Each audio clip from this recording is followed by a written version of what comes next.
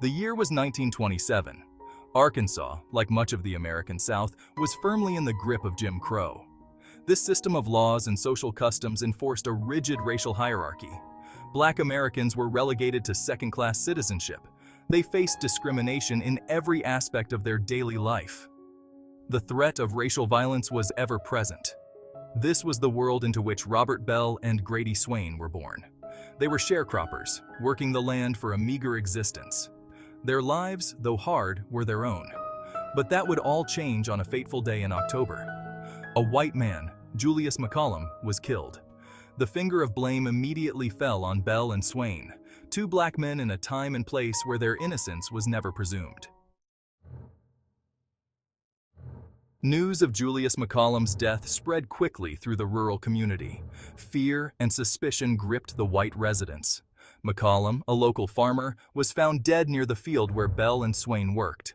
The sheriff, driven by racial prejudice and under pressure to find a culprit, immediately targeted the two men. We were arrested without warrants, denied access to a lawyer. The accusations against us were based on flimsy circumstantial evidence. The sheriff, fueled by the racist beliefs of the time, saw no need for a fair investigation. He was determined to pin the crime on the two black men. Their arrest marked the beginning of a nightmare. They were thrust into a system designed to punish them for their race, rather than to uncover the truth. Their pleas of innocence fell on deaf ears. The die was cast, and the stage was set for a gross miscarriage of justice. From the moment of their arrest, Bell and Swain were subjected to horrific abuse. The arrest itself was violent, with officers using excessive force to subdue them. They were held in the county jail, a place notorious for its brutality. The jail was infamous for its inhumane conditions, where prisoners were often treated worse than animals. The sheriff's deputies, fueled by racial hatred, saw the men as easy targets. They were determined to make an example out of Bell and Swain, using them to assert their dominance and control. Days turned into nights as the beatings continued. The men were kept in a constant state of fear and pain, with no hope of escape. The deputies used fists, clubs, and whips. Each blow was delivered with the intent to break their spirits and bodies. They aimed for the soft flesh of their backs and stomachs, inflicting maximum pain. The sound of the whips cracking against their skin echoed through the jail. Bell and Swain were denied food, water, and medical attention. Their basic human needs were ignored, adding to their suffering. Their cries for mercy were met with laughter and more violence. The deputies took pleasure in their suffering, seeing it as a form of entertainment. The goal was clear: to extract a confession, no matter the cost. The deputies were under pressure to solve the case quickly, and they were willing to do whatever it took. After days of relentless torture, both men confessed to the crime. They were willing to say anything to make the pain stop. They were broken, both physically and mentally. The torture had taken its toll, leaving them as mere shells of their former selves. The confessions, coerced under duress, were the only way to stop the pain. They knew the confessions were false, but they had no other choice. These false confessions would become the central piece of evidence in their trials. The legal system, biased and corrupt, was eager to accept them. Trials that were nothing more than a sham. The outcome was predetermined, and justice was never served. Section 4. A Trial of Injustice. The trials of Robert Bell and Grady Swain were a mockery of justice. The courtroom was filled with an air of intimidation. White spectators packed the benches, their gazes fixed on the defendants. The judge, a product of the Jim Crow South, made no pretense of impartiality. The coerced confessions, extracted through torture, were presented as evidence of guilt. The defense attorney, appointed by the court, offered a weak and perfunctory defense. He was either unwilling or unable to challenge the prosecution's case. The jury, composed entirely of white men, deliberated for a mere 2 hours before returning with a guilty verdict. Bell and Swain were sentenced to death by hanging. The sentences were met with cheers from the white spectators. The injustice was palpable. 2 innocent men were condemned to die based on their race and coerced confessions, but their case would not go unnoticed. Section 5. The NAACP steps in. Word of the Bell and Swain case reached the National Association for the Advancement of Colored People, or NAACP.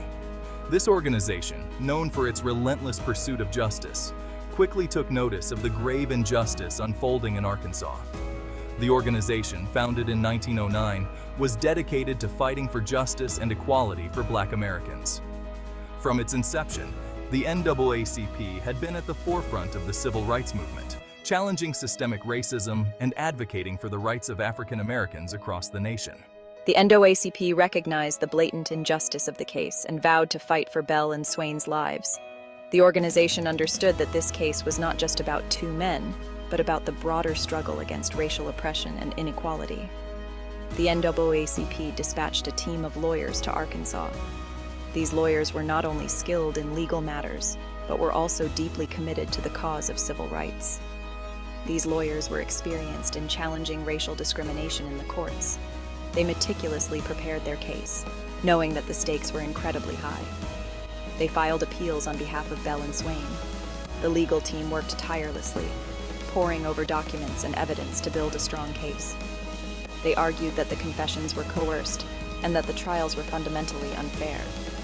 The lawyers presented compelling arguments, highlighting the numerous legal and ethical violations that had occurred.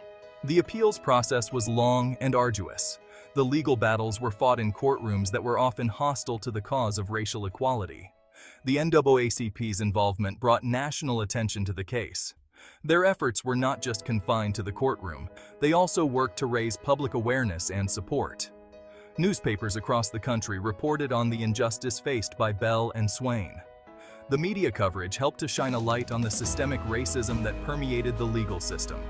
The organization's efforts helped to galvanize public support for the two men. Rallies and demonstrations were held, with people from all walks of life coming together to demand justice. The fight for justice was far from over, but the NAACP's intervention offered a glimmer of hope. Their involvement signaled a turning point, showing that the fight against racial injustice was gaining momentum and that there were powerful allies willing to stand up for what was right. Section 6. Segregation's grip on Arkansas. The case of Robert Bell and Grady Swain unfolded against the backdrop of pervasive racial segregation in Arkansas. Jim Crow laws touched every aspect of life. Schools were strictly segregated, with Black children relegated to inferior facilities. Public accommodations, including restaurants, hotels, and theaters, were segregated. Black Americans were denied the right to vote through poll taxes, literacy tests, and grandfather clauses. The legal system was stacked against them. Black citizens were routinely excluded from juries. Black defendants often faced harsher sentences than their white counterparts. Arkansas, like many southern states, clung fiercely to its system of racial hierarchy. The case of Bell and Swain was a stark reminder of the brutality and injustice faced by Black Americans in the Jim Crow South. Their plight was not unique. It was a reflection of a system designed to oppress and disenfranchise an entire race of people. Section 7. Echoes of Injustice Across America. The tragic case of Robert Bell and Grady Swain was not an isolated incident. Their story is a stark reminder of the systemic racial injustices that have long plagued the United States. It was part of a larger pattern of racial terror and injustice that plagued the United States during the Jim Crow era. This era was marked by laws and customs that enforced racial segregation and disenfranchised Black Americans.